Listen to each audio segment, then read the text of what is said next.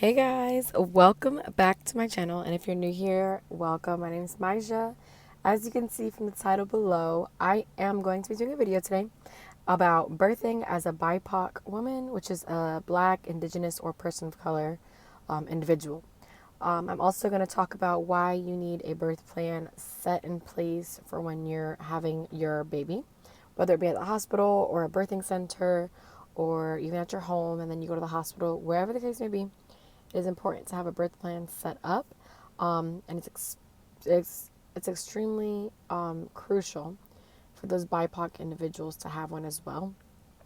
In this video, I'm going to get into a little bit about our fears that we have, whether it be predisposed ideas or notions, the idea of who we are when we come into a hospital setting, in the eyes of the staff.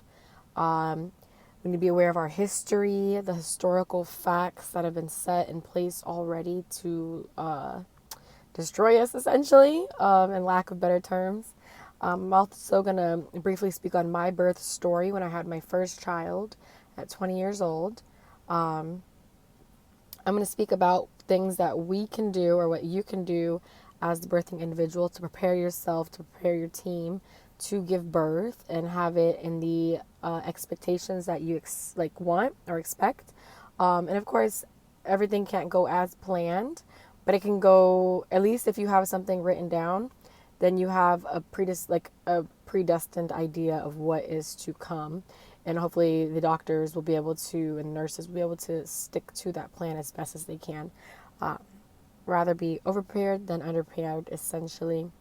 And then I will leave you with a couple of websites that I really want you to check out as well. So let's get into this video. All right, so as I mentioned in my little introduction, I wanted to mention something that I put as fears or things that we need to be aware of. So obviously, when you're going into a hospital setting, you may have your own ideas of what is to be expected. You expect the doctors and the nurses to be there for you, to care for you. I mean, they have a code of conduct, of an ethical code, to ensure your safety and protection. However, they are still people at the end of the day, and unfortunately, even in their position of what some would call power, just a power dynamic as far as them being in charge of that facility and you coming in as an outsider to give birth, they have an idea of who you are just based off of your presentation, what you look like. They're obviously going to see you first. It's just like when you're going in for a job interview or meeting someone for the first time or a date, they're seeing your physical presence, what color your skin is, how your hair looks, who you're walking in with. If you're walking in with someone who looks like your mother, or if you're walking in with your partner, what does your partner look like? Just things like that. Of course, they don't have such high expectations as far as your outfit. I mean, you're in a birth setting and you may be in active labor or your water just broke. So, I mean, come as you are, definitely. But just have that in the back of your mind. They obviously are human and they're going to have preconceived ideas of you like the moment they see you step foot in the door. The unfortunate thing with this is they get a lot of prejudices or bias, basically predisposed ideas of who you are just based off of your physical attributes. They have no idea your educational background, your financial status, where you work, where you've come from, if you served in the military. They have no idea your background, your cultural practices and thoughts and ideas and who you are as a person. Again, they're just seeing you for face value. Now, this especially becomes an issue when you look at our history.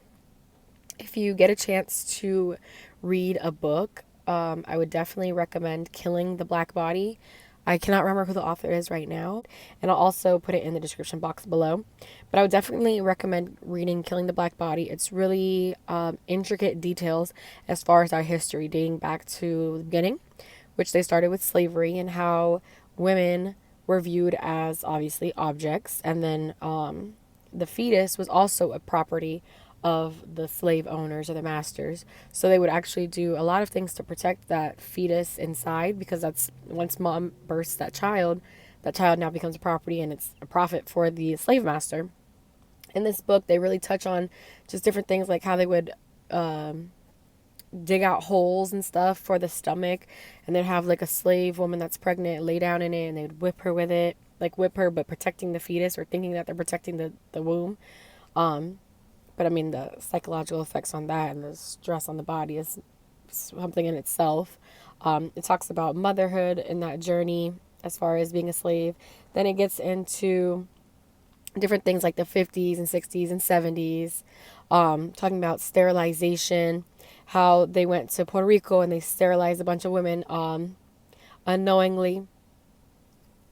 And sterilization is where you're taking out all of those body parts, like all of those organs inside of you that can create a child. So they did that. They sterilized not even just people of color, but they also sterilized lower class white women as well, just at a lower rate. Then you get into the 80s and 90s where they're bringing in different birth controls like Nexplanon, the one that goes into your arm. How they used that, they tested it on Asian women over in Indonesia. They actually gave them a bunch of, like, not a bunch, but they obviously took a bunch of women and gave them all that it's like a little plastic piece, maybe that big. So I used to have one actually. I have a scar still. Oh, maybe it faded. No, it's still there. A little bit. It's really faded. But they basically placed the hole and put the plastic birth control inside of your arm, and it's supposed to stay there for up to 5 years. So that's essentially sterilization of your body, putting all those chemicals into your system to flush like everything out to stop your reproductive system from doing what it's supposed to do. They actually put a lot of those in women in Indonesia and I believe India as well. If you read the book, put in the comment below if you know specifically, but I'm pretty like 98% sure that it was India and Indonesia. I know Indonesia for sure. That they put those in their bodies and then they just left the country and never like really came back to even assist in medically removing it. And it's a very dangerous procedure if you try to remove it yourself by like cutting into your arm and grabbing it out, because it can move and shift and it has been proven to be very dangerous. So things like that are presented in this book as well. Then they go into the Margaret Sanger of the world. And those type of people, I can't remember what they're called, but basically people that agree with sterilization and then birth control methods, going into communities where if you're on Medicaid, for example, and you're on your third child, they want to sterilize you, and they were allowed to just completely remove those bodily organs that function for you to create another child. So it's a very scary thing, the attack that they try to do on our bodies, even from before, back in the 1800s to even now. So that's why it's so terrifying in a sense. Like, I'm not trying to scare you guys or fear mongering, but it is something that you need to be aware of and acknowledge that there is a history of us not being able to trust, not because we don't want to trust those that are in power in those birthing settings, but because there's no reason for us to trust them. They obviously have those predisposed ideas and notions of who we are, how we're presenting, and then even the thought that black women have a higher pain threshold than those other. Like, there's no scientific facts proven behind that. There's no evidence-based facts on that. So, I mean, in a sense, those are things that I would be fearful of just going into that setting in general. It's more so, you have to educate yourself. You can't just be ignorant. Ignorance is bliss. By learning these things, at least you have the knowledge and the already idea in your mind of what to expect on that side of things. A little bit about my birth story. I gave birth to my first child. I'm currently pregnant right now. But I gave birth to my first daughter in Oklahoma City. I was active duty military at the time. I was 20 years old. Everything was fine leading up to like my pregnancy throughout. Then one day I realized I went to my doctor and I showed her my legs.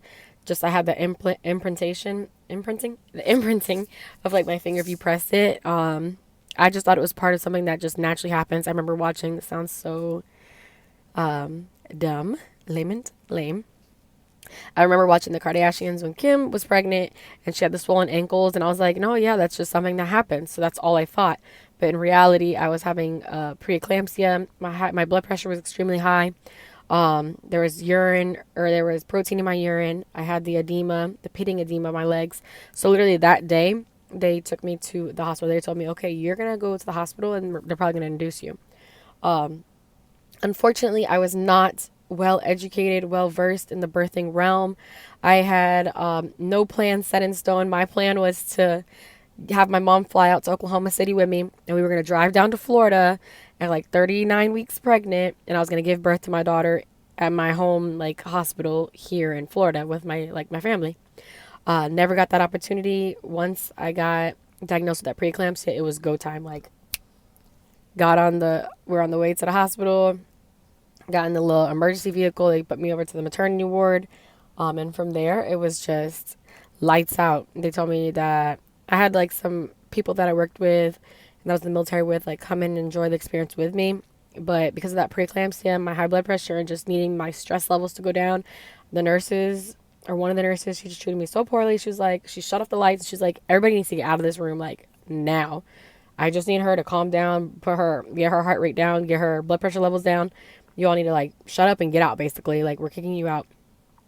It was a very dark moment, literally, but in general, it was very scary. You don't know what to expect. Yeah, I just didn't know what to expect. They induced my labor, so they gave me Pitocin, which they put like a little pill, I believe, inside of my vaginal tract, my vagina, to like loosen it up and get it ready for birth. Once that happens, if you accept that Pitocin, you're basically accepting that it'll help like induce your labor, get your water to break, possibly if your water breaks. But it also causes the contractions and the pain to be like 10 times worse, which I didn't know. I had no idea about this information. Long story short, I had an 11-hour labor. The contractions were so bad, I was put on medications immediately. The doctor or the nurse said, literally within like 10 minutes of like my contractions starting, she said, "Hey, they get a bit too bad. If they eventually get too bad, like, let me know. Press this call button, and I'll give you some medicine." And me, I'm like, okay, I don't need it. Literally, not even 2 minutes of her being at the room, I pressed the button. I need it. I need it now.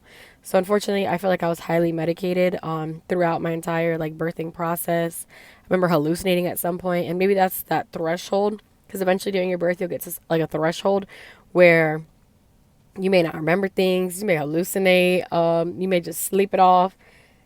It was just a weird time, and I can't exactly put my like thumb on it if it was due to the meds or if I was overly tired. My body was exhausted. It was just a lot. I wasn't necessarily scared, but I was just exhausted at that point. Then I got into the actual active labor, like baby's coming. I did have an epidural because that's just what I expected in general. I didn't really want to do it unmedicated. I wasn't mentally prepared for any of that by any means. So my plan the entire time was to get the epidural. So my mom flew in, my godmom, which I call Titi, she flew in as well. Thank God for like both of them. As far as like just getting me in that state, having family that I actually like, family around me. My Titi was like pretty well versed, I guess, in my birth plan, like what I had wanted.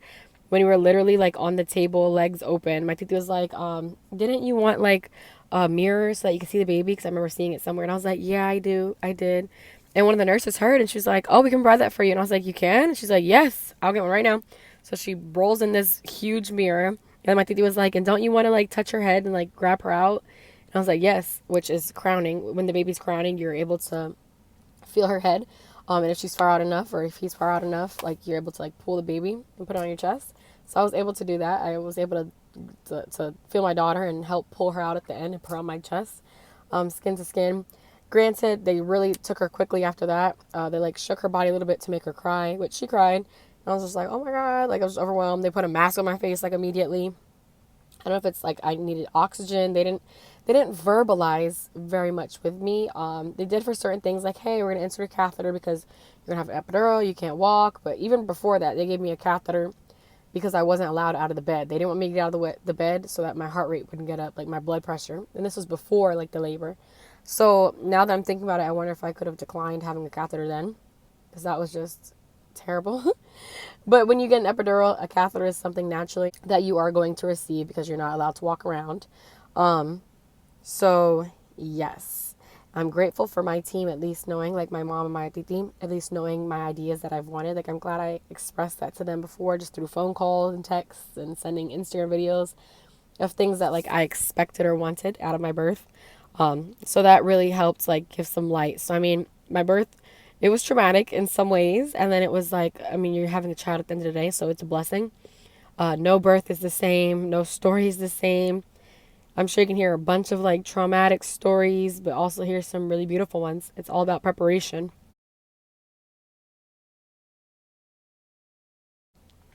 And that's where I'm going to get into what you can do as the birthing person to prepare yourself for these changes, just mentally and physically preparing.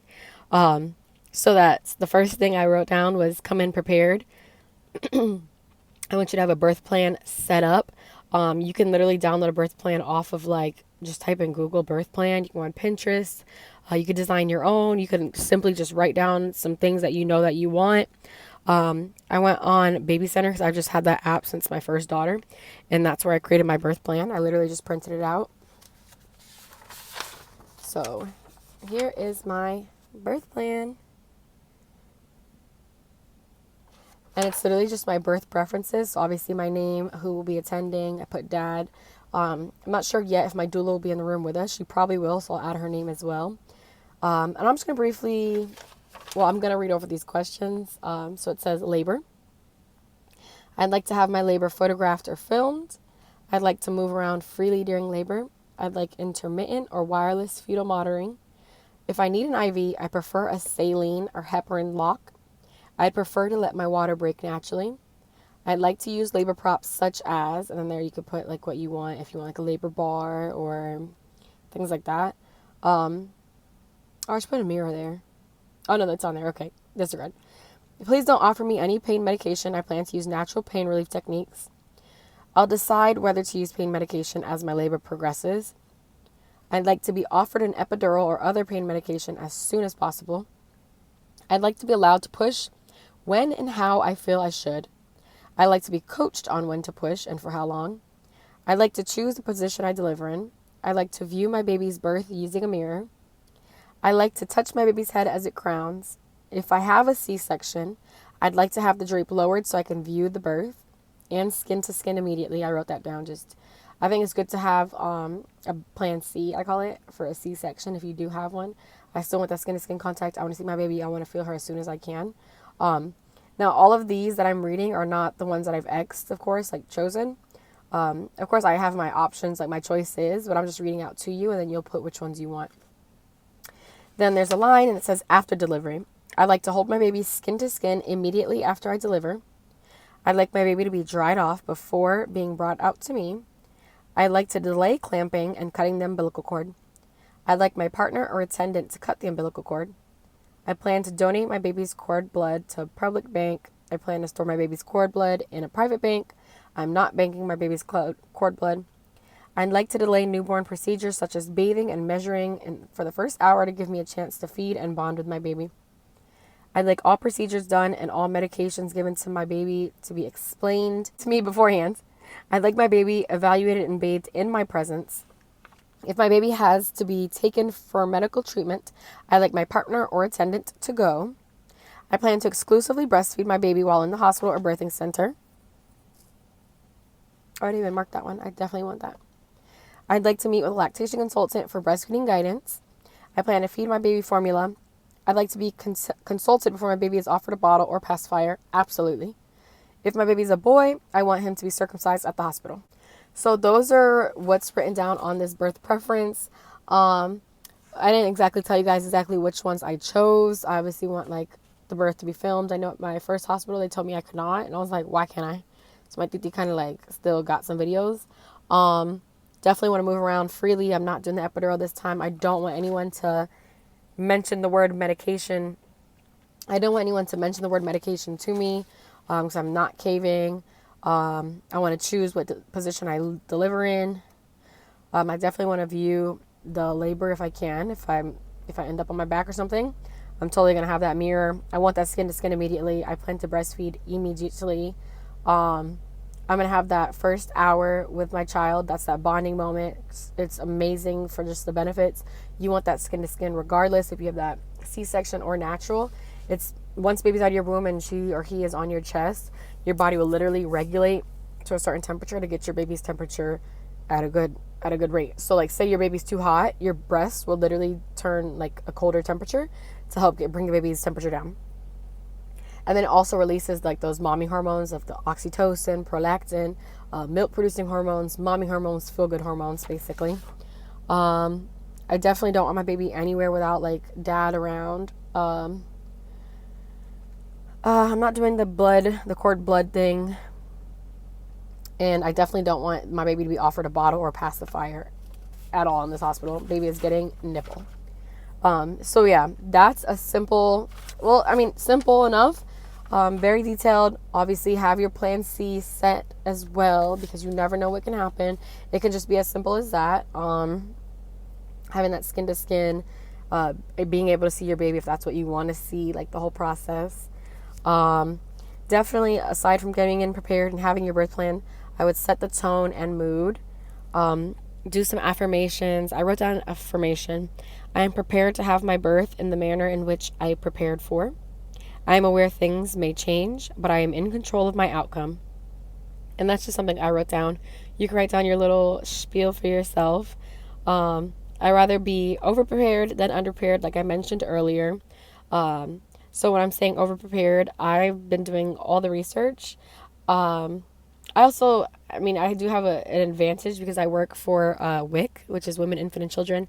I am a breastfeeding peer counselor here, so I'm very much aware of the resources we offer the community. But I would definitely recommend taking free classes, just literally Googling pregnancy resources near me or pregnancy resources for free.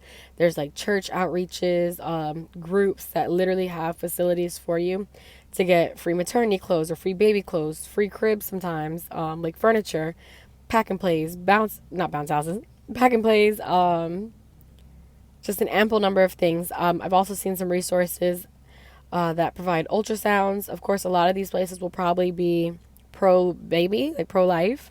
In that sense, they're going to have that type of promotion up there. Not all of them, but some of those like ultrasound places may do that. But they are free. It's a service to you. Take it with a grain of salt. I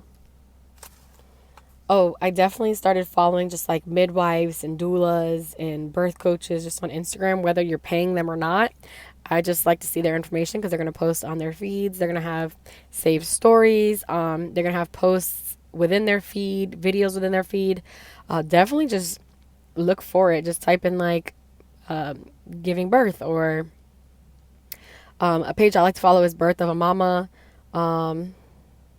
Sacred Mama Wellness, Atlanta Doulas, like just random pages like that. Pages within your community if you want just someone in your community. I think it's good to follow some pelvic floor work, like physical therapists that do pelvic floor. By following some midwives, you'll see they'll even like tag other pages and companies as far as like baby yoga or prenatal yoga. I would definitely recommend prenatal massages if you can get them. I know they're pricey, they're not really free, but it's something I've been benefiting from greatly because your body just goes through so much changes. My first pregnancy, I did do chiropractic just because it was covered by my insurance at the time.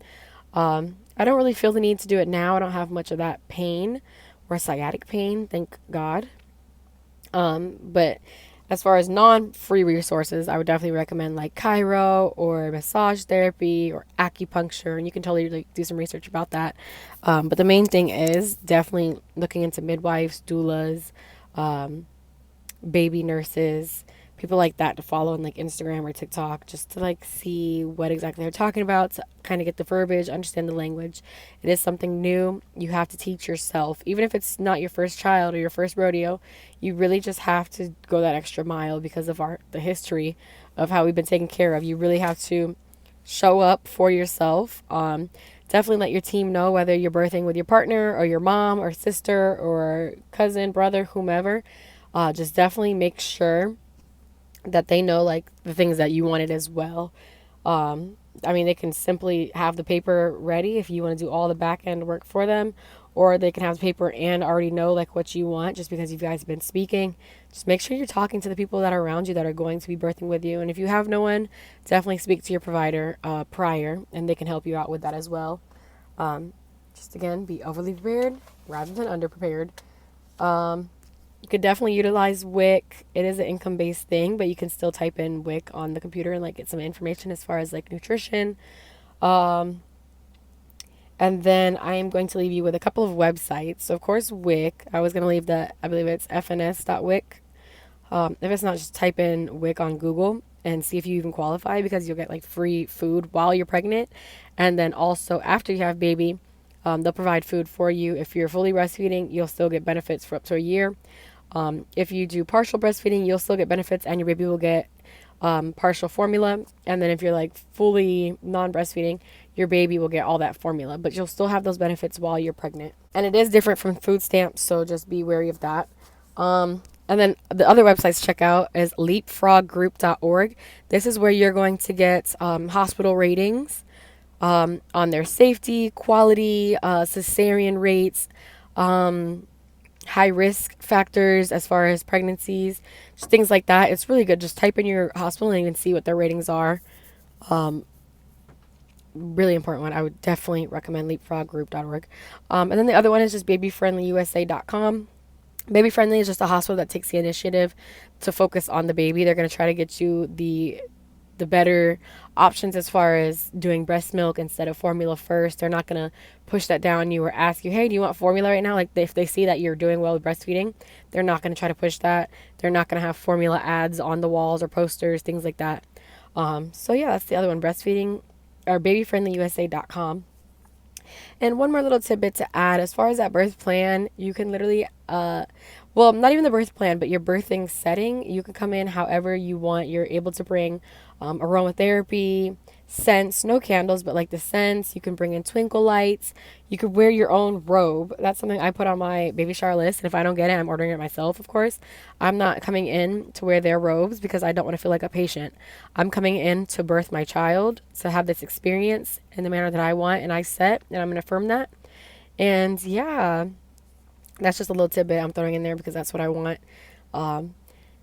Yeah, so that was basically me summing up the birthing as a BIPOC woman and setting that birth plan. Again, I went over the fears, our history, what you can do as the birthing person to prepare yourself, a little bit about my birth story, and just some websites for you guys to check out. I'm excited and super eager to see how it goes this second go round with this baby, as far as being prepared in a sense. I've been stretching, not daily, but enough to where it's definitely helping out. I'm doing a lot of breathing exercises. No two pregnancies are the same.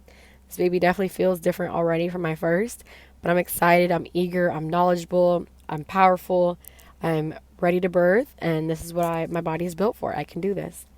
So stay tuned for some more birthing type videos. I've got a lot up my sleeve in the vault that I've just been thinking about lately, and I've written down, and I'm ready to get these topics out to you guys.